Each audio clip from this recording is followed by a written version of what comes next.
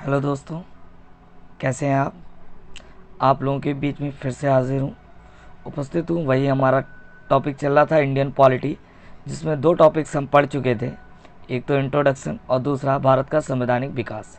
आज एक नए टॉपिक के साथ आप लोगों के बीच में फिर से उपस्थित हूँ।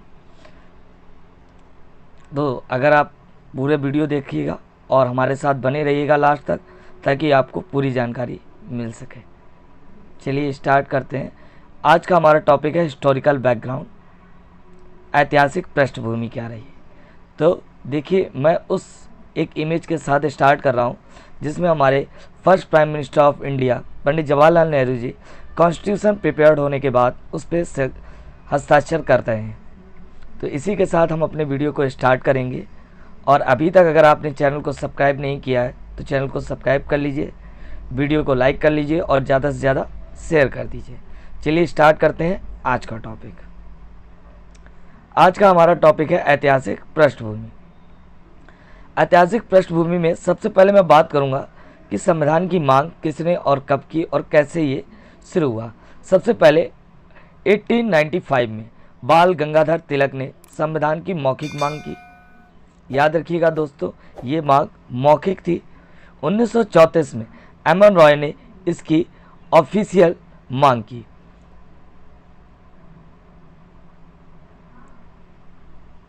1935 में कांग्रेस ने इसकी मांग की और 1936 में पंडित जवाहरलाल नेहरू ने इसकी मांग की। ओके दोस्तों, तो आपको ये याद रखना है। चलिए आते हैं नेक्स्ट पॉइंट पे। 1928 में मोतीलाल नेहरू और 8 अन्य कांग्रेस नेताओं ने भारत के लिए एक संविधान का मसौदा तैयार किया। चलिए इसको मैं एक्सप्लेन डिटेल में बता दूं। 1928 में क्या हुआ, साइमन कमीशन भारत आया, जिसके 7 मेंबर्स थे। वो साइमन कमीशन को गो बैक का नारा दिया हमारे किसने, लाला लाजपत राय ने। लाला लाजपत राय जब इसका विरोध कर रहे थे तो वहाँ पर अंग्रेजों ने लाठीचार्ज करवा दी और इस लाठीचार्ज के दौरान उनकी मृत्यु हो गई। अच्छा, इस साइमन कमीशन का कई लोगों ने वेलकम भी किया। वेलकम करने वाले लोगों में थे doctor Bhimrao Ambedkar, Unionist Party, Mohammad Saifi group, Muslim League के इन लोगों ने इसका स्वागत भी किया। साइमन कमीशन के विरोध के बाद एक अलग भारत में विरोध देखने को मिला अंग्रेजों के खिलाफ। इसके बाद जब ये घटना हुई, उसके बाद जो सेक्रेटरी था स्टेट का, उसका नाम था लॉर्ड वेंकट हैक, वो कांग्रेस से बात करने पहुंचा। मोतीलाल नेहरू ने उससे स्वराज्य देने की मांग की। जब ऐसी मांग की तो उसने मना नहीं किया। उसने कहा अगर कांग्रेस के सभी सदस्य आप तैयार कीजिए आपका संविधान कैसा होगा, और उस संविधान के पर अगर आपके कांग्रेस के सभी सदस्य हस्ताक्षर कर देते तो वो हम एक्सेप्ट कर लेंगे। लेकिन हुआ कुछ ऐसा, 1928 में जब मोतीलाल नेहरू ने अपना प्रेजेंट किया, जिसे नेहरू रिपोर्ट के नाम से जाना जाता है, संविधान का मसौदा, उसमें सभी ने हस्ताक्षर कर दिए, लेकिन एक व्यक्ति थे मोहम्मद अली जिन्ना, जिन्होंने हस्ताक्षर नहीं किए। अगर वो हस्ताक्षर कर देते तो हमारा संविधान उसी दिन तैयार हो जाता। उनके हस्ताक्षर ना करने की वजह से ये जो उनका प्रस्ताव था वो ठुकरा दिया गया अंग्रेजों के द्वारा। अच्छा, इस जो नेहरू रिपोर्ट थी, या फिर हम कहें जो संविधान का मसौदा था जिसे मोतीलाल नेहरू जी ने तैयार किया, उसे first written demand of fundamental rights of India के नाम से भी जाना जाता है। मीन्स भारत के फंडामेंटल राइट्स की लिखित मांग का पहली डिमांड के नाम से भी जाना जाता है। इसके बाद मांग की गई डोमिनाइन स्टेट की। पंडित जवाहरलाल नेहरू ने कहा कि हमें पूर्ण स्वराज चाहिए, और कांग्रेस में विभाजन हो गया। कांग्रेस 2 भागों में बट गया। एक तो ओल्ड कांग्रेस, जिसके अध्यक्षता कर रहे थे मोतीलाल नेहरू जी, और एक था ऑल इंडिया यूथ कांग्रेस, जिसकी अध्यक्षता कर रहे थे पंडित जवाहरलाल नेहरू जी। इसके बाद क्या हुआ, 26 जनवरी 1930 को कांग्रेस ने प्रथम पूर्ण स्वराज दिवस मनाया।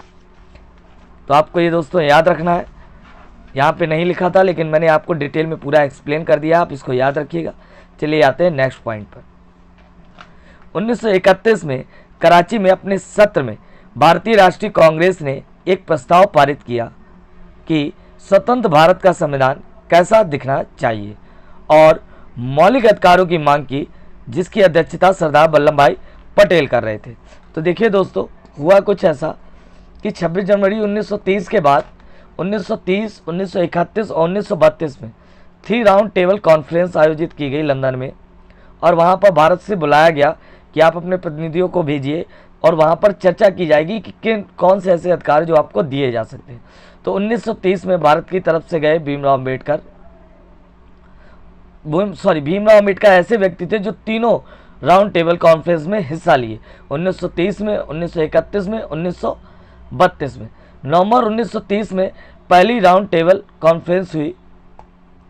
1931 में फिर कराची अधिवेशन में कांग्रेस ने मौलिक अधिकार की मांग की, जिसकी अध्यक्षता हमारे सरदार वल्लभ भाई पटेल कर रहे थे। इसी के साथ 1931 में गांधी जी ने जो सेकेंड राउंड टेबल कॉन्फ्रेंस थी उसमें हिस्सा लिया और हमारे मौलिक अधिकारों की, फंडामेंटल राइट्स की मांग की। इसके बाद आते हैं दोस्तों नेक्स्ट पॉइंट पे।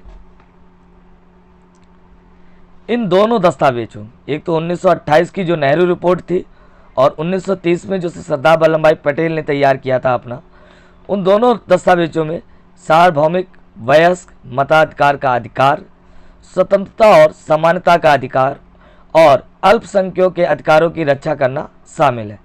बाद में इन दस्तावेजों के प्रावधानों ने कुछ मूल्यों की पृष्ठभूमि प्रदान की। इन्हें सभी नेताओं ने स्वीकार किया और स्वतंत्र भारत के संविधान में शामिल किया। तो दोस्तों आपको ये याद रखना है। अगले पॉइंट पे आते हैं। ब्रिटिश शासन ने भारत में कमजोर मतदाताओं को केवल कुछ विशिष्ट व्यक्तियों को दिए गए वोटिंग अधिकारों से परिचित कराया। देखिए, वोटिंग को लेकर जो डाउट था वो मैंने लास्ट वीडियो में भी बताया था, किस तरह से मुस्लिम मतदाताओं को 2 वोट करने का अधिकार दिया गया। तो वो आपको अगर आपको नहीं जानकारी है तो आप हमारा पिछला वीडियो देखिए, जिसमें हमने पूरी तरह अच्छे तरह से इसको एक्सप्लेन किया है। 1937 में पूरे भारत में प्रांतीय विधानसभाओं के चुनाव हुए, जो पूरी तरह से लोकतांत्रिक सरकारें नहीं थी। उसका भी कारण था। आइए देखते हैं नेक्स्ट पॉइंट पे। हालांकि इन विधायी संस्थानों के साथ काम करने से भारतीयों को उपयोगी अनुभव प्राप्त हुआ, जिससे स्वतंत्र भारत में देशी संस्थानों की स्थापना में मदद मिली। दक्षिण अफ्रीका की तरह भारत का संविधान भी बहुत कठिन परिस्थितियों में तैयार किया गया है।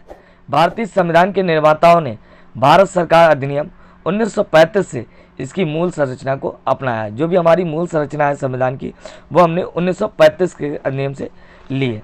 अच्छा, आपको एक चीज़ और याद रखनी है कि 1935 में जब कांग्रेस ने मांग की तो 1936 में पंडित जवाहरलाल नेहरू ने संविधान की भरपूर मेहनत के साथ मांग की।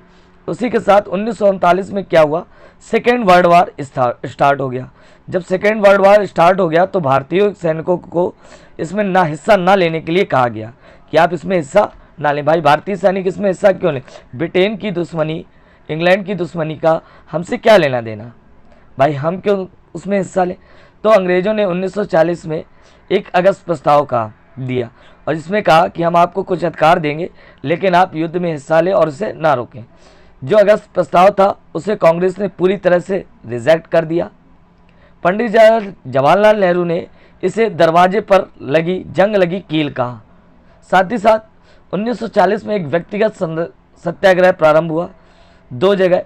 पहला तो सत्याग्रह शुरू किया विनोबा भावे ने और सेकेंड शुरू किया पंडित जवाहरलाल नेहरू ने। 1942 में क्या हुआ, क्रिप्स मिशन भारत भेजा गया। आपके अनुसार संविधान सभा बनाने की मंजूरी दे दी गई। गांधी जी ने कहा कि this is the post dated check, मतलब ये निकला हुआ बेकार हो गया चेक है एक तरह का। अच्छा, इसी को पंडित नेहरू ने क्या कहा? पंडित नेहरू ने कहा post dated cheque of sinking bank, एक डूबते हुए बैंक का ये पोस्ट डेटेड चेक है, क्योंकि उस समय द्वितीय विश्व युद्ध के दौरान जो ब्रिटेन की हालत थी वो बहुत ख़राब हो रही थी।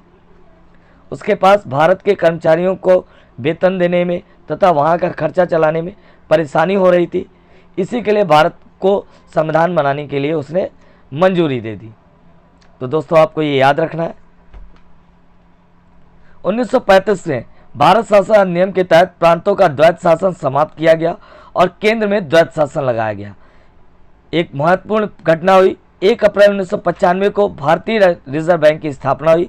साथ ही साथ 1935 में ही सुप्रीम कोर्ट को कलकत्ता से दिल्ली लाया गया, दिल्ली शिफ्ट किया गया। तो ये था आज तक ऐतिहासिक पृष्ठभूमि का हमारे महत्वपूर्ण बिंदु। इसको आपको याद रखना है। ये वनडे एग्जाम में आने वाले सारे पॉइंट इसमें कवर किए हैं मैंने। अगर आपको कोई भी डाउट है तो मुझसे आप कमेंट में लिख के पूछ सकते हैं। किसी भी तरह का कोई डाउट होता है तो आप मुझे कमेंट करिए, हम आपको उसका आंसर ज़रूर देंगे।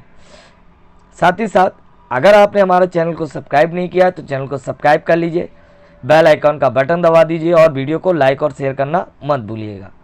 अगर आप हमें फेसबुक पर फॉलो करना चाहते हो तो एम्स ड्रीम क्लासेस के नाम से हमारा फेसबुक पेज है, जिस पे आप फॉलो कर सकते हैं। साथ ही साथ इंस्टाग्राम पे भी फॉलो कर सकते हैं।